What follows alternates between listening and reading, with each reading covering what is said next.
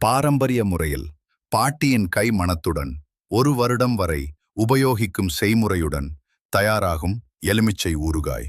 தேவையான பொருட்கள்: நல்ல பழுத்த எலுமிச்சை பழம் 10, கல் உப்பு, எலுமிச்சை பழம் எடையில் 1/4 பங்கு, நல்லெண்ணெய் 100 மில்லிலிட்டர், கடுகு 1 தேக்கரண்டி, வெந்தயம் 1/2 தேக்கரண்டி, கறிவேப்பிலை 2 கொத்து, மஞ்சள் தூள் 1/2 தேக்கரண்டி. செய்முறை: 1.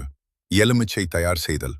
எலுமிச்சை பழங்களை நன்கு கழுவி துடைத்து அதன் ஈரம் போகுமாறு சிறிது நேரம் அப்படியே வைக்கவும். ஒவ்வொரு எலுமிச்சை பழத்தையும் குறுக்காக வெட்டி 8 முதல் 12 துண்டுகளாக நறுக்கவும். எலுமிச்சையின் விதைகளை முடிந்தவரை நீக்கிவிடவும். ஒரு சுத்தமான உலர்ந்த கண்ணாடி ஜாடி அல்லது பீங்கான் ஜாடியில் எலுமிச்சை துண்டுகளை போட்டு அதன் மேல் கல் உப்பை சேர்த்து நன்கு கிளறவும். 2.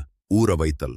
ஜாடியை ஒரு மெல்லிய காட்டன் துணியால் மூடி 3 முதல் 4 நாட்களுக்கு வெயிலில் வைக்கவும். தினமும் காலையிலும் மாலையிலும் ஒருமுறை ஜாடியை குலுக்கிவிடவும். இது எலுமிச்சை சாறு வெளியேறி உப்புடன் நன்கு கலக்க உதவும். 4 நாட்களுக்கு பிறகு எலுமிச்சை ஓரளவு ஊறியிருக்கும். 3. தாளித்தல். ஒரு வாணலியில் நல்லெண்ணெய் ஊற்றி சூடாக்கவும். எண்ணெய் சூடானதும் தானதும் கடுகு, வெந்தயம் மற்றும் கறிவேப்பிலை சேர்த்து தாளிக்கவும். பின்னர் மஞ்சள் தூள் மற்றும் மிளகாய் தூள் சேர்த்து தீயை குறைத்து 1 நிமிடம் கிளறவும். 4. ஊறுகாயுடன் கலத்தல். தாளித்த கலவையை சூடாக இருக்கும் போதே ஊற வைத்த எலுமிச்சை துண்டுகள் மீது ஊற்றவும்.